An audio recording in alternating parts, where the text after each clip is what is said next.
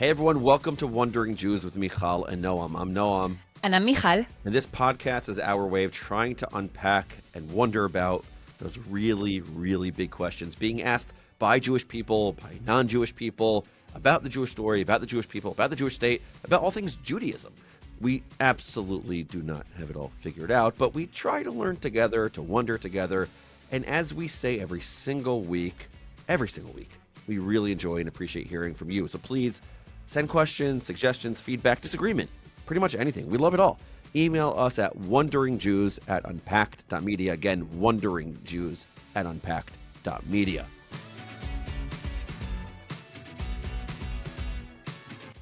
We are really excited and honored to be in conversation today with Zibby Owens.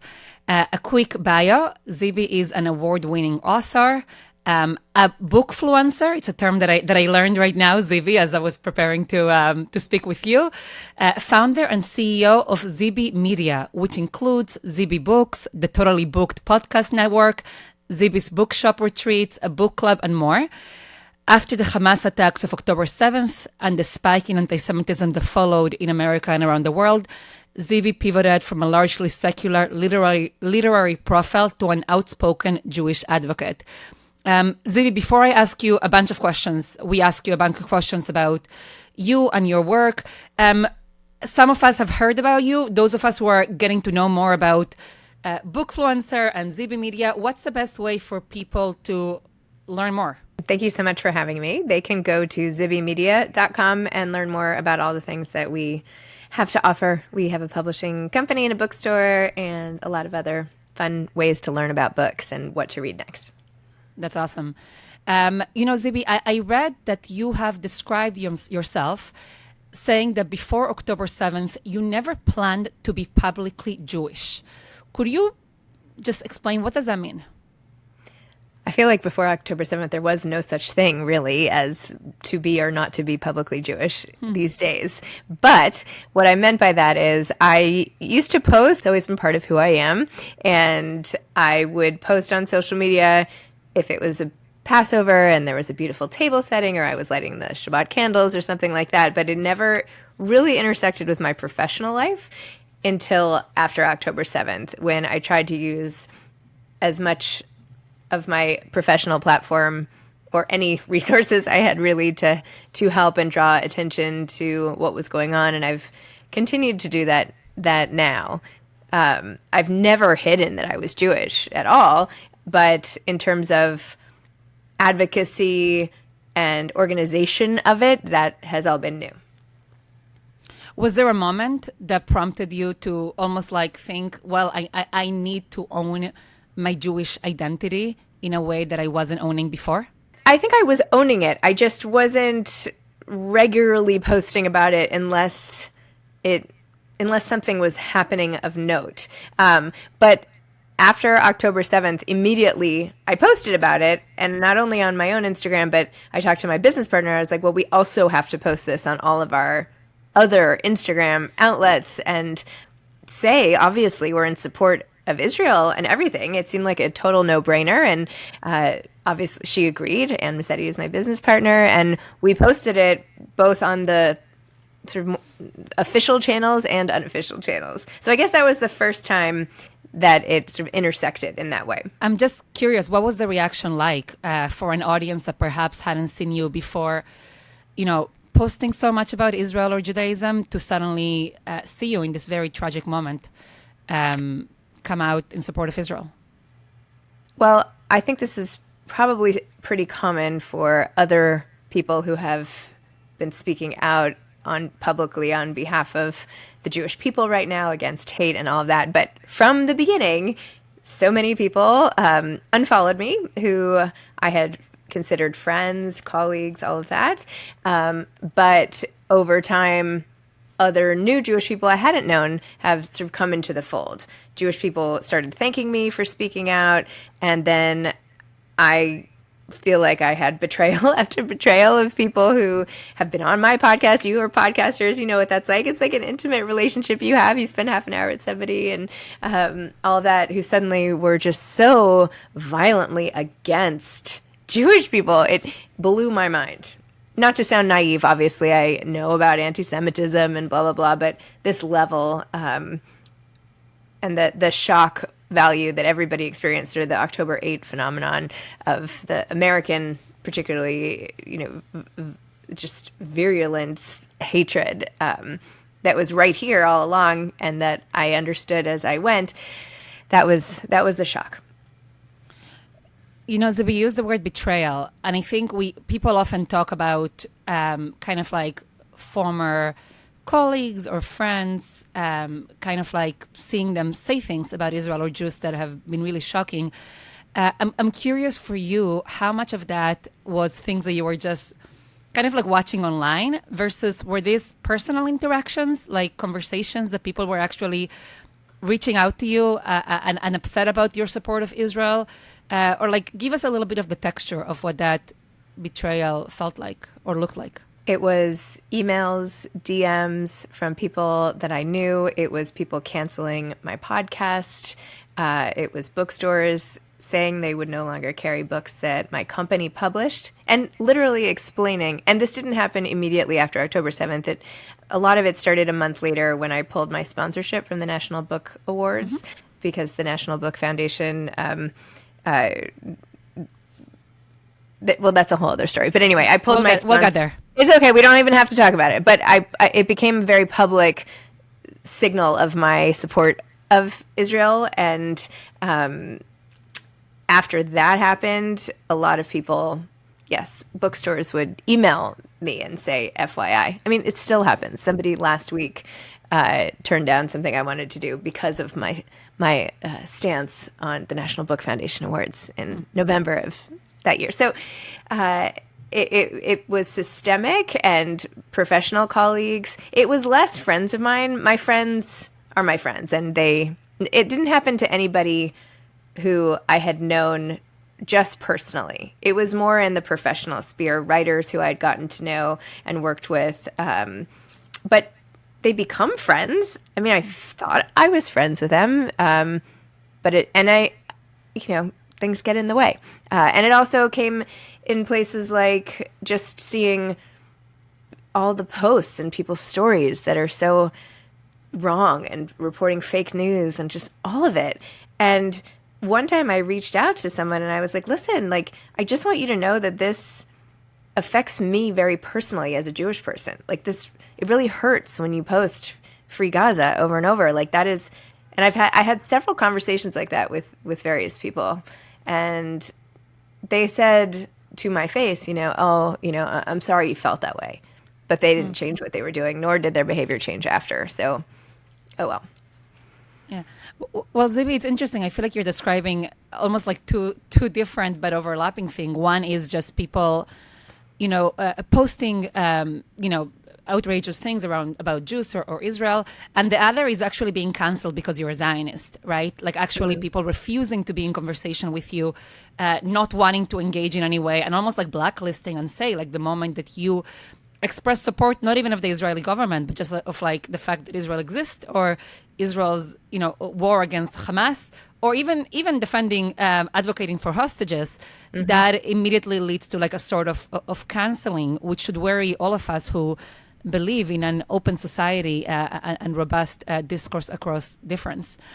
Somebody this week literally publicly asked for all publicists to stop sending me galleys, and for authors to go off, cancel podcasts, say no, don't even reply to my emails.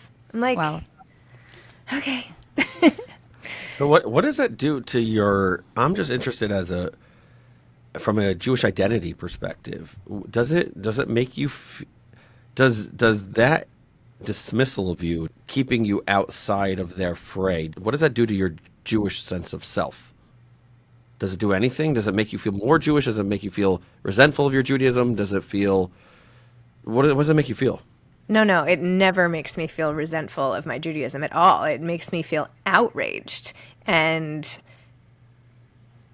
I just feel like everyone has it, not everyone on the, has it so wrong. Like, if they just understood. That's why I keep like writing about this. And explaining it again. I'm like, no, like you're under the influence of all of these ideals that have been propagated, and you're like the sucker in this situation, right? Just like buying into this propaganda. Like, don't you get it? Like, I want to wake everybody up, because otherwise I can't believe that they would just feel this. Like, there has been obviously such a concerted attempt to get this information and point of view out there. And, I was with my husband, and my brother, co-producers of October 8th, the movie, where it literally shows how this festered in the US. And I'm so disappointed in the people who have fallen victim to this, who ignore the retractions of major media when they publish something and then later say it wasn't true, like that just happened again. So in terms of my own Jewish identity, no, I feel even more strongly Jewish. I feel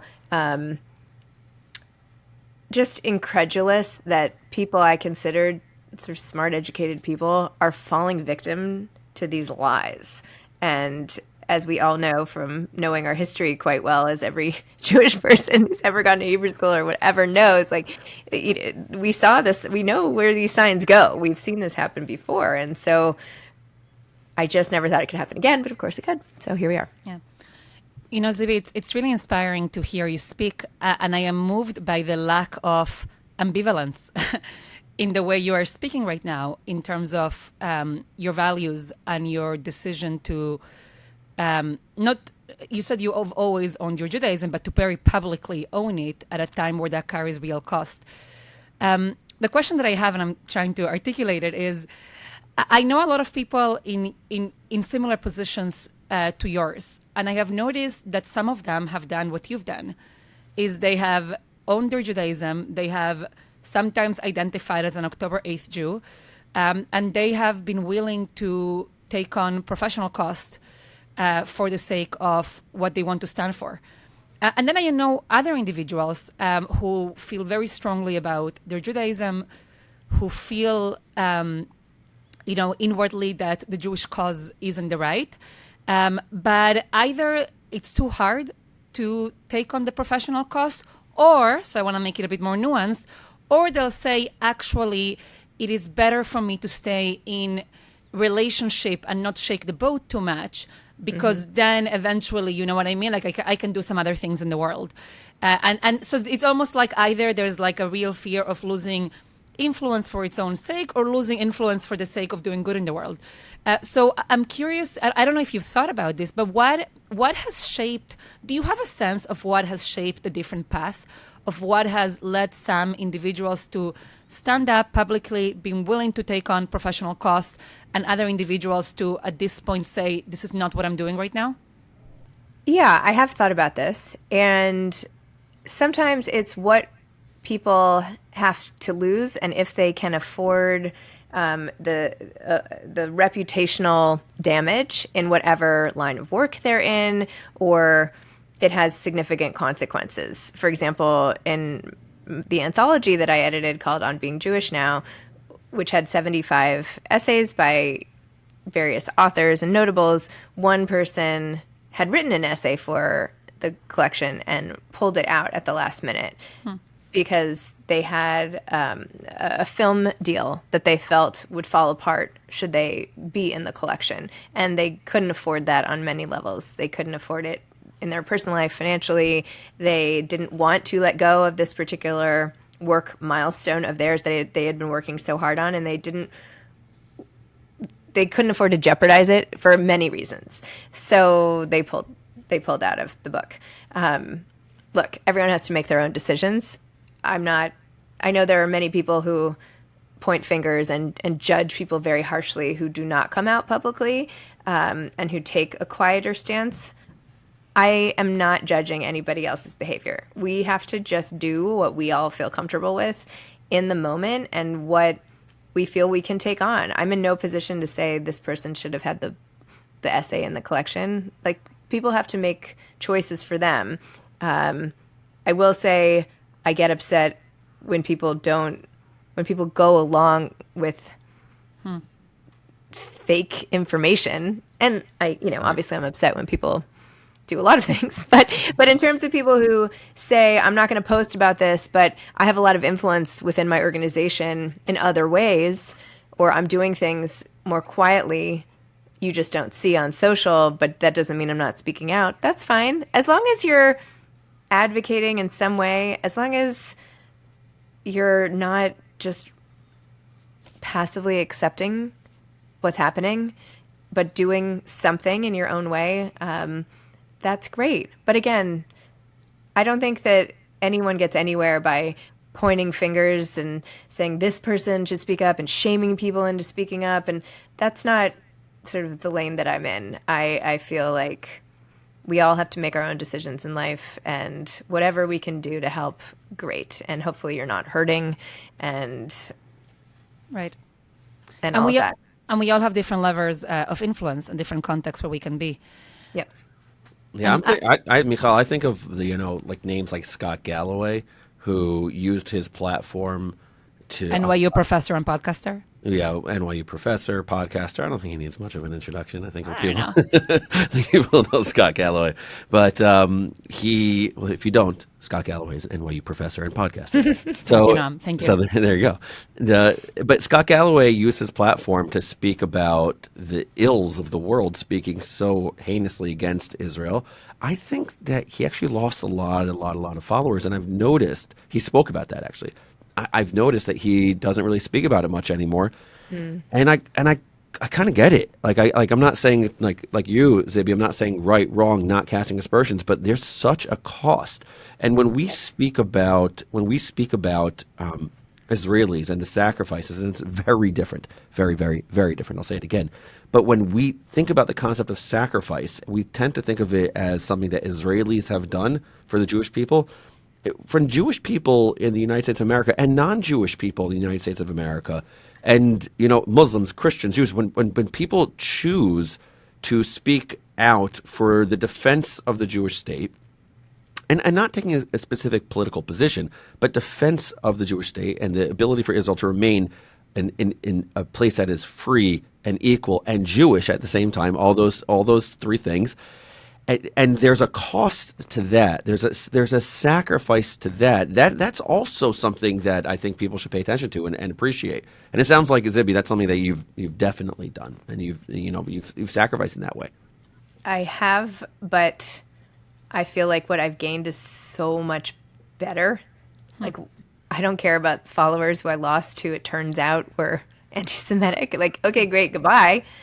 I'm not in the game of like having numbers for numbers' sake. I want to have a community of people who I like and respect and who are, all of that. So, and I've gained access to a much broader community of Jewish people all over the world, who I might never have met or who wouldn't be DMing with or whatever. So yes, I think, of course, there's a cost, and it's, some nights it really gets me down.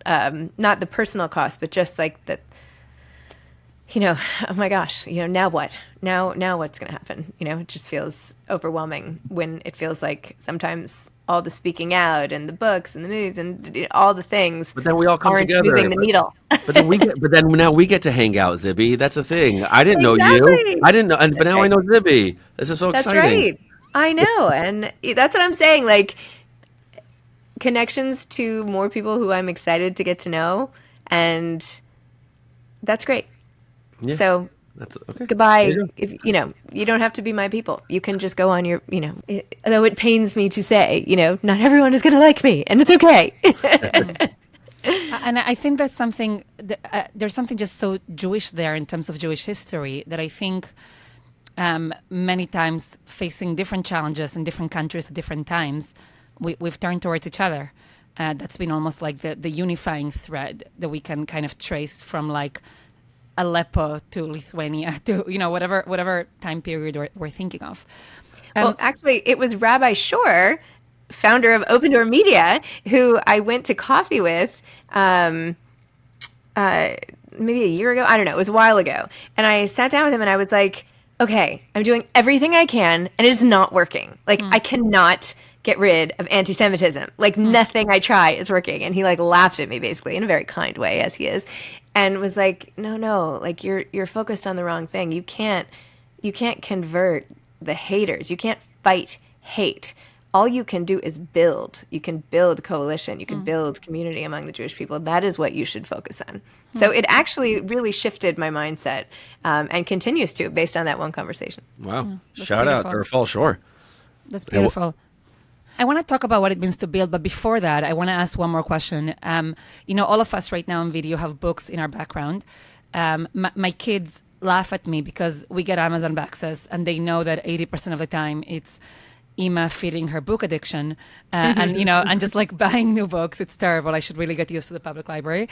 So I've really always thought of myself as a reader, and I love reading so much. And I've also been hearing all these murmurings from authors from Jewish authors who are telling me. So I'm just sharing, Zibby, what I've been hearing, and I want to hear your reflection as somebody who actually understands the industry, right? And has been part of it and helped shape it. But I've heard from a lot of authors who say, if you are Jewish right now, if you are a Zionist, no matter, like, it doesn't matter how left-wing you are, if you want to write about Jewish things, it's getting really hard. From what I'm hearing, the rumors are that it's getting increasingly harder to actually get a book published by, like a mainstream publishing house. So I'm curious, Zibby, if you can tell us, for those of us who are readers but who don't understand the ins and outs of what it means to get a book out there in the world, what does it look like right now if you are an author who wants to write about whatever thing you want to write about, but you happen to be Jewish and perhaps also a Zionist? Well, I think now it is much more open. I mean, agents have pages that describe the kinds of submissions that they are looking for when authors are even looking to be agented before they submit for publication. And agents will just say flat out that they will not accept Jews. They say it in a different way. Like, how do they say it? People who believe in the colonizer, they use the rhetoric. They might not say Jew, but they would use Zionist. They would say, and they'll really, just, they will. An agent will say, like, no Zionist allowed. Well, okay, don't quote me on this. Okay, I'll look up examples and I can show you after, because people continually forward them to me. And you can Google, agents' submissions and start going through, and you'll see quickly what they say that make it not even couched. I mean, very blatant, like, don't come to me if you are of this mindset. So that's like the first barrier to entry. Look, the publishing industry, it's hard to get books published no matter what, whoever you are, because so few make it through, even though it feels like there are a bazillion. It is always hard. I will say books about this subject from a Zionist point of view, it's tough. It's very tough. People are being asked to sort of tone down the Jewishness of their characters. Someone I know was asked to change the last name of a character in a children's book because it sounded too Jewish. Wow. So all this stuff is happening behind the scenes, and I think people are very wary because bookstores are now often not accepting events with Jewish authors if they feel there's like a risk or politicizing. I think basically there are a lot of really weak people out there who don't feel like they can have a Zionist author like in their bookstore or whatever. So Zionist, I just want to say Zionist means, and there's a lot of I know, Zionism I'm sorry. out there. I know. Zionism means that Jewish people have a right to their ancestral homeland, which is the land of Israel, and to live in the Jewish state called Israel. That's and have sovereignty and autonomy. That's what it means. So you're saying they're saying that's not allowed to believe that. The word, as you all know, Zionism has been sort of co-opted to stand for Jews. So it's not like they're really debating whether or not all these nuances, right? They're just using whatever word that sounds a little bit better. But yeah, they'll have like a Free Palestine sticker on the door, and they won't put out any Jewish books. And they, look, everybody's welcome to do it. Not welcome. Everyone can do what they want. It's their own store. I'm not advocating book banning or anything like that. Don't misinterpret. But I've had many friends get their book events canceled by bookstores who don't want to align with someone with these points of view. It's tough. It is definitely tough. Yeah. It's funny. I had a conversation with someone in the publishing industry lately, an agent, and I asked straight out, and they don't just work on Jewish books, and I asked, would you work with someone Jewish or Zionist right now? But they were like, yeah, we will. It's okay. We have a lot of points of view. So I'm hearing, there's some packets of people who are just willing to stand up. And Zibby, one of the things that I have been wondering about, almost like comparing in my mind, is I keep thinking like, let's say 4 years ago or 5 years ago, if you were an author who wanted to ask, questions about the policy of racial equity in America, or have questions around DEI. Or 5 years ago, if you were a gender critical feminist, which was a term for feminists, especially in Britain, but other places who had questions around gender ideology, you would have a really hard time getting your book out. So I guess what I'm thinking about, and I don't think we have the answer, time will tell, but how much is this going to be a wave that is going to dissipate the way that it dissipated in those areas? And how much is something we're going to be contending with for a long time?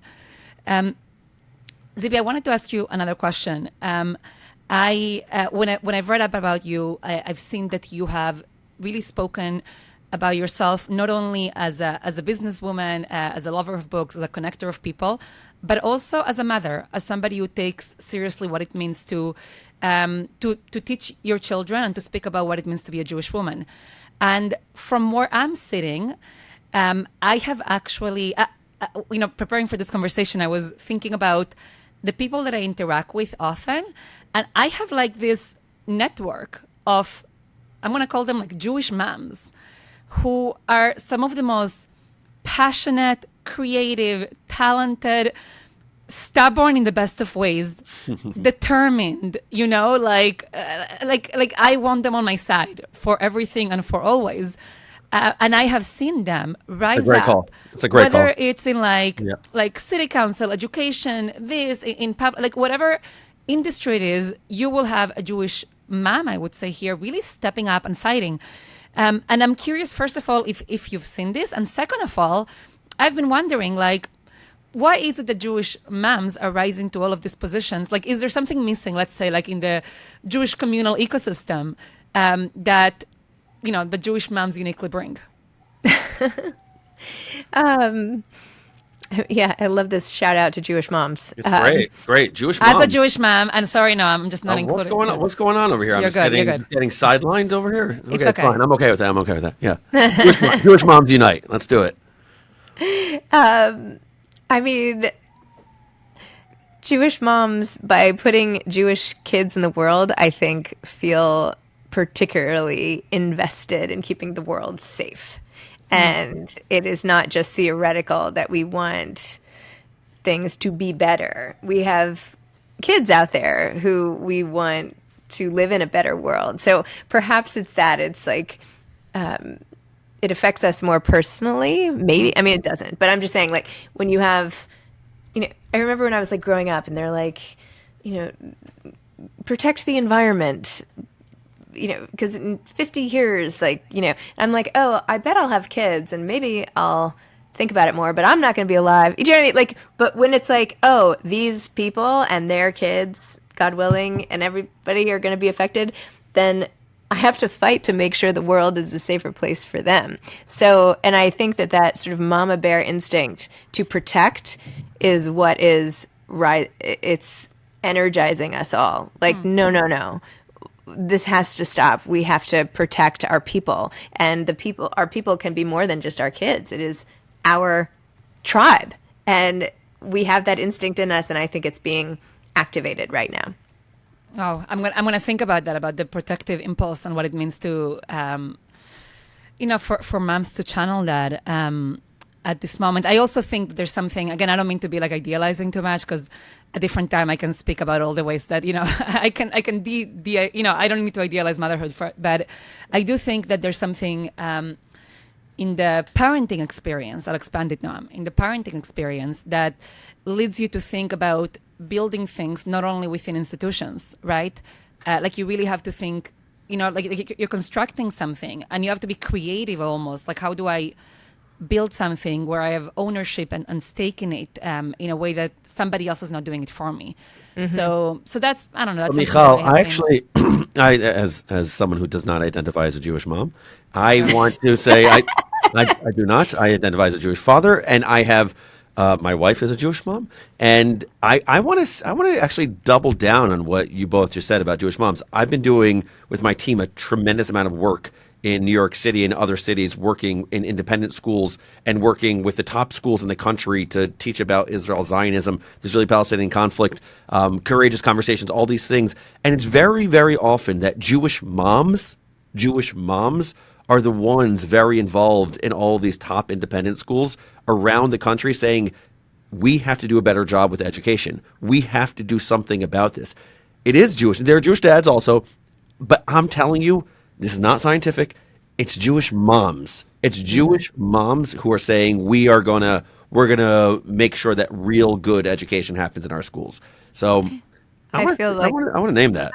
I also think moms in general, when they see a problem not being fixed, just step up and do it. I mean, Mothers Against Drunk Driving, like gun safety. Mad. I mean, moms are just Yeah. like, Shannon Watts was just on my podcast. Like, they just like step up and they do it. If it's not there, like they make what they need.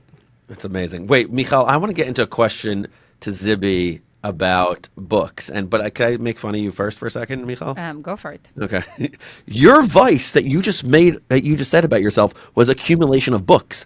What an amazing vice that you have, Mijal. It's expensive, Noam. It's getting bad. That is a good vice that you have, though, I gotta say. I joke that like I buy books and not shoes. You know what I mean? Like I don't have a shoe thing. I'm not like a fashion person. I'm a book person. These are good vices to have. These are good vices to have. But Mijal, I want to we have just a couple minutes left to have this conversation with Zibby. One of the things that you mentioned and spoke about, and what you do is you live inside books. So if someone were to ask you for a stack of books to help them feel their way into Jewish life right now, what stack of books would you hand them? What are five Jewish books or 2 or 3 Jewish books that you would recommend, not necessarily to explain Judaism, but to make someone feel something essential about being Jewish today? I would pick my own book on being Jewish now, because it's not really about me. It's 75 essays by other Jewish writers, and it's written in a style of a friend to a friend, versus more theoretical or factual driven. It's about emotions and experiences. So I would say On Being Jewish Now, edited by Zibby Owens. Let's do it. Everyone, let's do it. On Being Jewish Now. I have it, by the way. It's like in one of my bookshelves here. Okay, I have it too. Stop showing off, Mijal. I have it too. Just not in this bookshelf, in that bookshelf. I would say 10-7 by Lee Yaron. I don't know if you have read that. It's amazing. It's haunting. Coming out in paperback soon. I would say Noah Tishby and Emmanuel Acho's Uncomfortable Conversations with a Jew, because I do think that for many people it explains the history in easy to understand terms. Maybe we should recommend Raphael Shor's book, Who's Afraid of the Big Bad Jew, which has another take on Jew hatred and where all of it comes from. I mean, I feel like this is the question I get the most from my kids. Like, I don't get it. Why does everyone hate us so much? So he does a good job unpacking that question. That's 4. It's pretty good 4. So far. I have others I could recommend. I mean, David Denby just wrote Eminent Jews, about 4 very public, accomplished Jews, which I think sets a good example for how we can all achieve in the creative arts, and that could be one. I don't know. I have a whole shelf. These are probably not. Or just like Fleischman is in Trouble by Taffy Burdess-Rackner, and just like dive into fiction. Right. Yeah. It's funny, I've been actually just going back to Jewish history, just feeling the need to understand how Jews lived through times that we thought were left a long time ago. So I just started a book, The Money Kings by Sam Shulman, which is, it's interesting. It's about how Jews in the banking industry in New York really built tremendous capital and helped shape New York and America, and a lot of it was for me. It's also seeing how do they live as Jews at a time in which there's open discrimination, and so that's, I know for me there's something very powerful right now in terms of going backwards to help us move forward. There's also a book by Olivia Campbell, and I'm forgetting the name of it, but it details the period of time in academia about how a lot of scientists in the Albert Einstein time period were, booted out of their universities, and how American universities actually helped out, and that was really interesting too. Was it Women in White Coats, Sisters in Science? Yes, thank you. Women in White. Okay, there you go. And let me just jump into this conversation for a second. Let me tell you the book that I just read that I thought was excellent. Tell me. Also, a little. It's more historical, biblical, whatever. But there's a great series by Jewish Lives, and David Wolpe wrote. Who's Mijal's colleague at the Maimonides Fund, both scholars in residence there. He wrote the biography of King David. I'm telling you, it is so good. The writing is so exquisite, and I felt it was so relevant to today. So if it's about Jewish identity, or if it's about Jewish history, or the Hebrew Bible, check all these books out. Okay, wait, I have to correct myself. It wasn't Women in White Coats. That was her last book. It's Sisters in Science, How 4 Women Physicists Escaped Nazi Germany and Made Scientific History by Olivia Campbell. I would recommend that as well. All right. Amazing.